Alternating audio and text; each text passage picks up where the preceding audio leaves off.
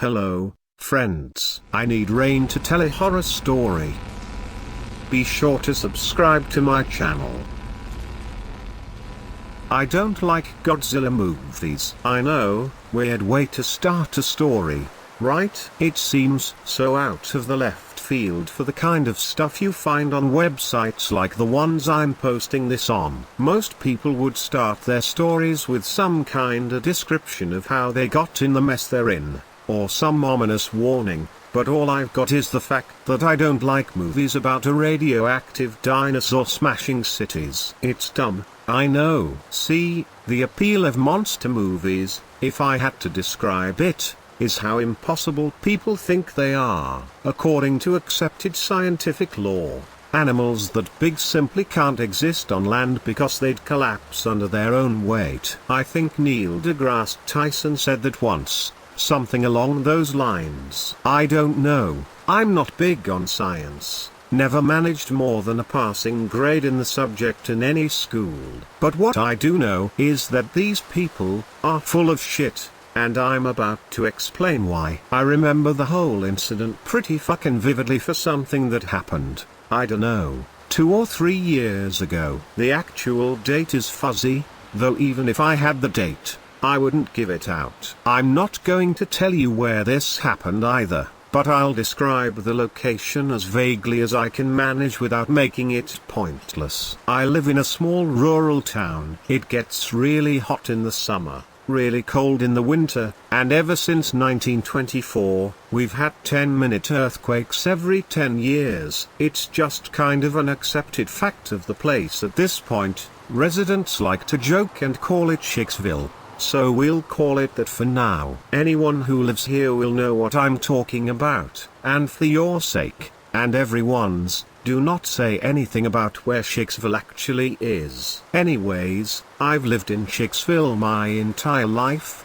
I was born the day after one of these earthquakes, and we've never left since. Aside from the odd vacation. It's a pretty nice place in all honesty. I have a job working a 9 to 5 at the local grocery store, pay my bills, and just generally make a decent living. I'm not some massively creative person by any means. I just do what I need to do to get by and remain content with what I've got. But I'd always wondered what caused these earthquakes. I'm sure anyone who's been in this town for more than 10 years has wondered that. In fact, no, I know it. We'd always talk about it after school because we all had this weird feeling that it wasn't something natural. After all, they always happened on the same date, at the same time of day, and lasted for the same amount of time. Some kid named Jimmy, he was the weird one. He always said that it was because there was something beneath the earth,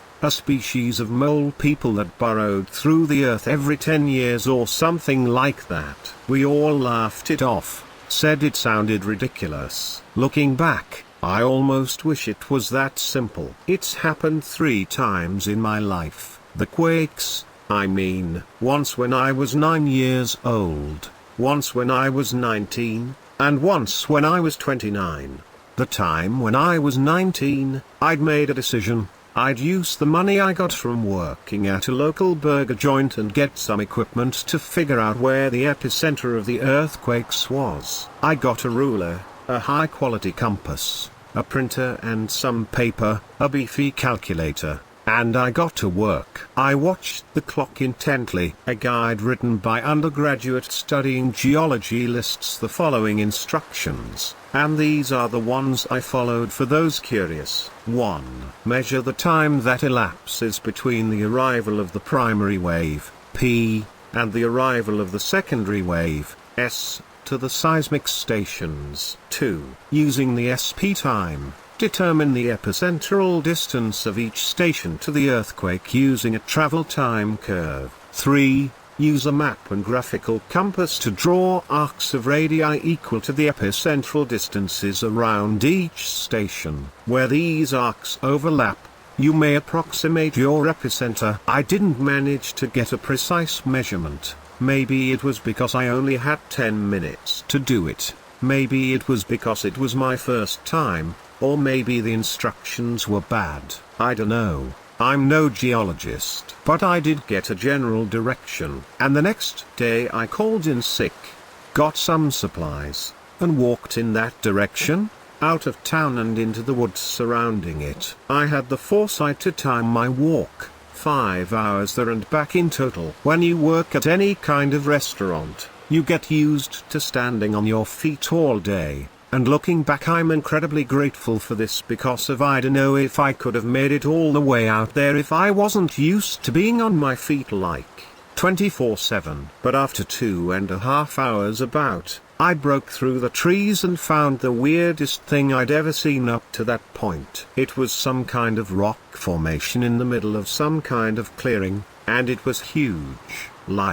It was so big that it could have been mistaken for a football stadium from really high up. I didn't even bother trying to walk around it. But something didn't seem right about it.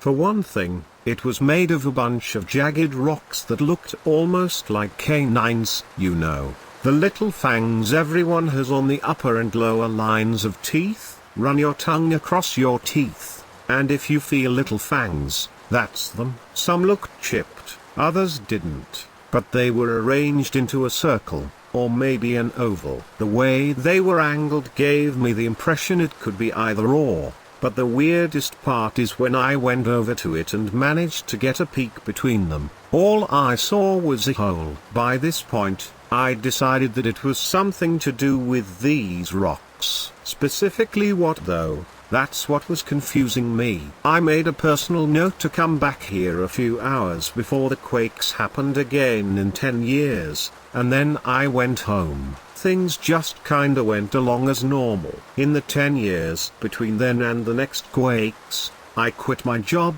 found a new one, got hooked up with a girl I knew in high school, broke up with her after I caught her cheating on me, and moved into the house I own today. And every passing day inched me closer to it. I have to admit, I was kind of excited. I started having all these fantasies of showing my recordings to some scientist and becoming massively popular, this world-renowned guy who uncovered the mystery of the Schicksville quakes. Finally, the big day arrived. After calling in sick and packing my equipment, a camcorder, a tripod, a lawn chair and some sodas and snacks in case I got hungry or thirsty, I chose to take my car that time, driving out to the location, parking my car out there and getting everything set up. I started with the camcorder, getting it recording. It had enough battery life to last it 10 hours, and the quakes were due to start in 1. I stood in front,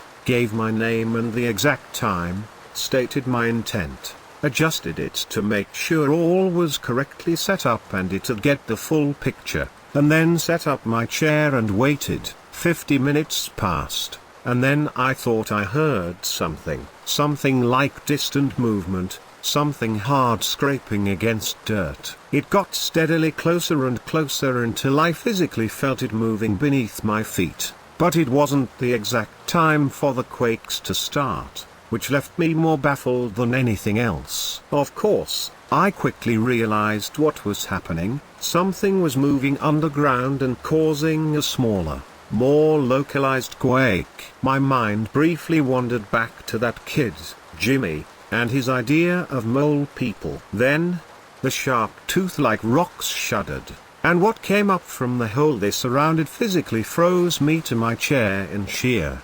unadulterated horror. I felt myself shaking horribly, yet I couldn't voluntarily move a single muscle. It looked like some kind of gigantic worm. Its entire body was pitch black in terms of color. It didn't suck up light, it was just very very dark in color. It did glint under the sunlight, which allowed me to make out details, its scarred and battered exoskeleton, its long yellow tusks coming from its lower jaw, its segmented body curling as it rose out of the hole in the earth. It had a single, bulging eye embedded in its head, and 3 nostrils between that and its mouth, and coming out of either side of its body were arms.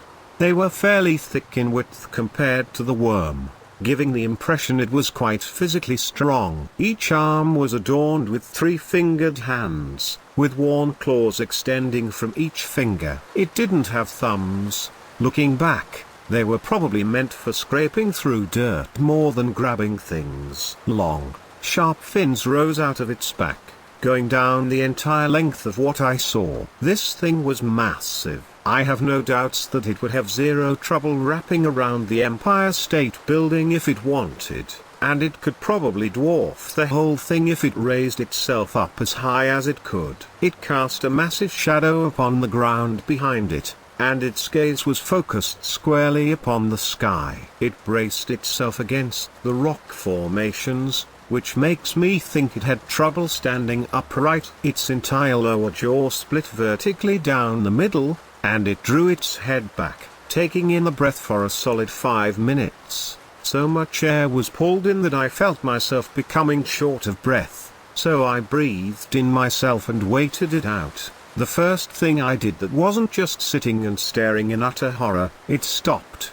and it held its breath for another minute, then thrust its head forward, and what came out was a roar that was simultaneously the loudest thing I've ever heard and the quietest. I know now where the quakes come from. It's this thing, emerging from beneath the earth every 10 years and unleashing this terrible shout for 10 minutes straight. And it's so loud that it shakes the ground for the whole duration. Yet, it's so high-pitched that you have to strain your ears to hear it. But once you pick it up it becomes almost reflexive, and you're able to hear it without trying. It wasn't a pleasant sound either. The noise was dreadful in every capacity, sounding like every dying squeal you've ever heard from an animal meshed together and pitched up so far you can't hear it. It strikes me as odd that after a few years I still remember it so vividly. I guess it's just one of those things you can't forget. After the allotted 10 minutes, it stopped. It very slowly blinked, its eyelids closing vertically rather than horizontally as you or I would. Then it turned its head, and I realized that it knew I was there. It removed a claw from the rock formations and bent over, planting it on the ground to support its weight, and then it did it with the other claw. It pulled itself towards me, twisting its head 180 degrees clockwise to angle the eye at the ground, and covered its head over me and stared down at me for what felt like hours, though, after looking at the footage, it was just a couple minutes. I've never been more convinced that I was going to die, right then and there. This horrible thing from right out of a monster film was going to eat me or squash me, or even breath on me a little too hard and break all of my bones. If I ran, I would most certainly die, so I stayed put, hoping and praying to whatever God existed that this thing would decide to spare me. It eventually began to go back, rotating its head into the default position as it used its claws to push itself back towards the hole. It climbed back in, once more using its claws to brace itself against the formations. It gave another roar of the same length as the last and then slipped back under the surface to return to whatever pit it called home. I sat there for an hour or so as I regained my ability to move. Once I did, I very shakily got up, turned off the camcorder, got everything packed back up, wolfed down some snacks, and then went home. I didn't sleep that night. How could I? I'd just witnessed something horrible, something I couldn't forget if I tried. I attended a local church the next morning. I've never been a religious fellow, but I needed to feel there was someone out there better than that thing. Something that could give me an ounce of security. It hadn't killed me. For some reason, I was still alive. But the thought of the kind of damage it could do if it ever had a reason to go on some kind of horrible rampage haunted me for months after, and it still hasn't quite left my mind. Of course, the townsfolk seemed shaken as well. 2 quakes instead of 1. They were baffled, somewhat concerned, and when they saw me they just assumed I was worse off than them over the same thing. Apparently some accidents happened during that second draw. Thankfully no one was seriously injured, but it still left some people jittery. I refused to release the tapes or even say exactly where I found it. Heck, This is the first time I've even mentioned it to anyone besides myself, but if somehow you know where it is, then do yourself a fucking favor and listen to me. Tell no one, because if word gets out, it'll create a panic. And if there's a panic, the military is gonna get involved, and they're gonna try to kill it. And anyone who's watched any giant monster films knows exactly what will follow. Do you want to know the reason I don't like Godzilla films these days? It's because they remind me of what could actually happen.